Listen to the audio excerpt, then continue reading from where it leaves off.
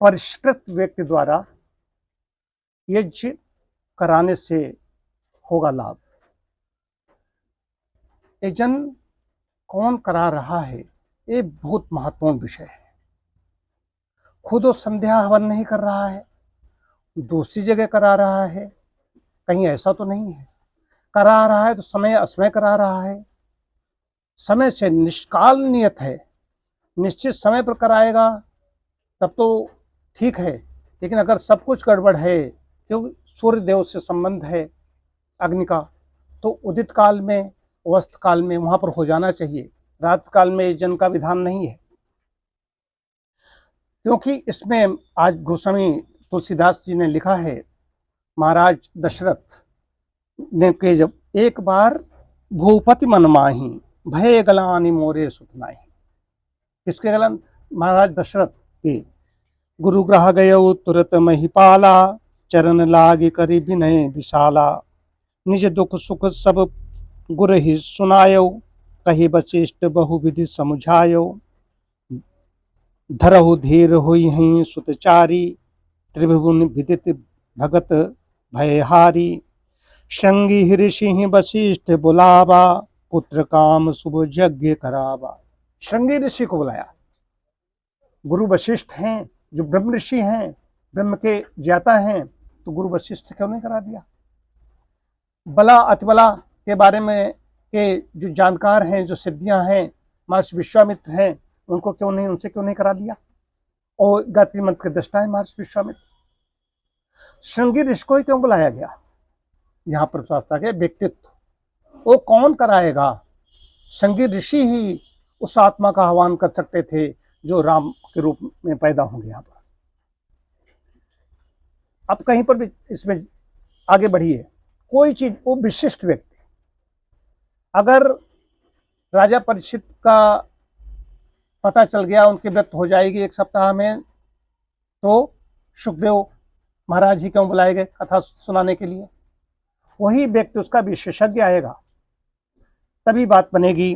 तो संगी ऋषि वशिष्ठ बुलावा पुत्र काम शुभ यज्ञ करावा। अब यज्ञ को लोग यज्ञ लिख देते हैं, लेकिन गोस्वामी जी की रचना है, यज्ञ को यज्ञ नहीं कर सकते, यज्ञ को यज्ञ ही रहने दीजिए। यज्ञ कहने में जो आनंद आता है इसमें पढ़ने में, क्योंकि किसी की रचना है। भगत सहित मुनि आहुति दीन है प्रगटे अग्नि चरु कर लीन है। चरु वो खीर जो यहाँ से अग्निदेव लेकर के प्रकट हो गए।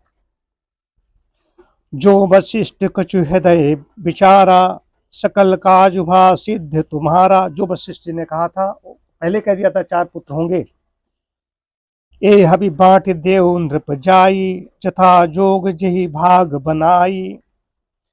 तब तब अदृश्य भय पावक सकल सब ही समुझाई। परमानंद मगन नृप हाथ न हृदय समाई। तब ही राय प्रिय नारी बुलाई कौशल्यादि तहाँ चली आई। और चारों उसमें तीनों रानी आ गईं और उनको उन्होंने वितरित कर दिया। उसके बाद में होता है, मैं ये कह रहा हूँ, हवन के विधान पे आ रहा हूँ कि श्रृंगी ऋषि को बुलाया। महात्म ऋषि, श्रृंगी ऋषि ही क्यों, वहां जाना पड़ेगा उस काल में। वो किस आत्मा का आह्वान कर रहा है?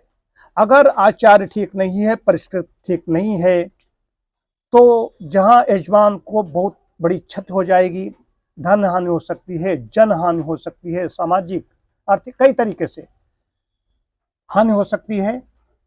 और एक विशेष बात, और समय अगर बदल दिया आचार्य ने, तीसरी चीज क्या हो जाती है? तंत्र क्या है? तंत्र में भी होता है कि हम 3 प्रकार के आचार्य, श्री राम शर्मा बहुत बड़े हुए हैं, उन्होंने इसकी संस्कृत को बहुत आगे बढ़ाया। वैसे तो वैदिक रीत से चला आ रहा है, उन्होंने थोड़ा सा और भी जोड़ा इधर उधर, उसमें मत पतांतर में नहीं जाना चाहता हूँ, लेकिन मैं बात कह रहा हूँ मुख्य रूप से।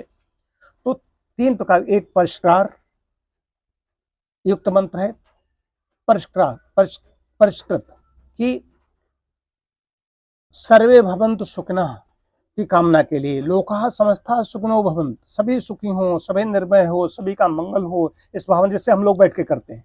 तो ये नहीं कर रहे कि हमारा इसमें हो जाए या व्यक्ति नहीं, सबके लिए हो रहा है। सर्वे भवन्तु सुखिनः की बात हो रही है, कोई कामना नहीं इसके अलावा।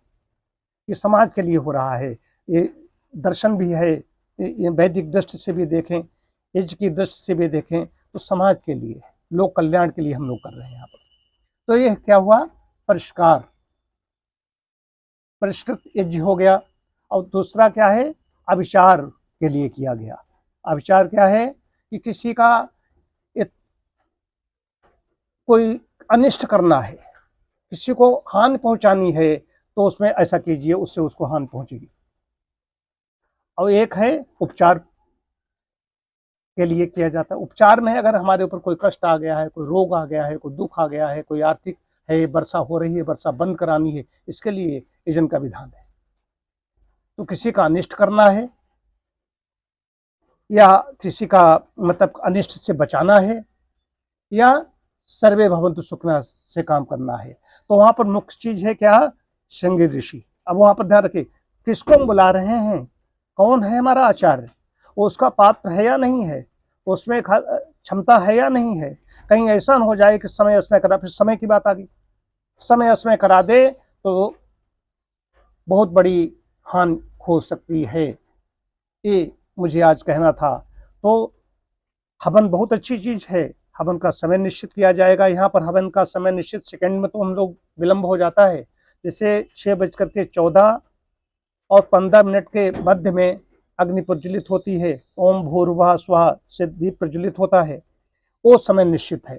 तो सेकंड का वहाँ पर तो होता है, लेकिन शास्त्र में जो मैंने पढ़ा इतना समय ज़्यादा ध्यान रखना पड़ता है, तब ये हमें इसको लाभ मिलेगा। नहीं तो ये हव्य दूसरे खा जाएंगे और हमें इसका लाभ नहीं मिलेगा, या जिनको हम लाभ पहुंचाना चाहते हैं उनको लाभ नहीं मिलेगा।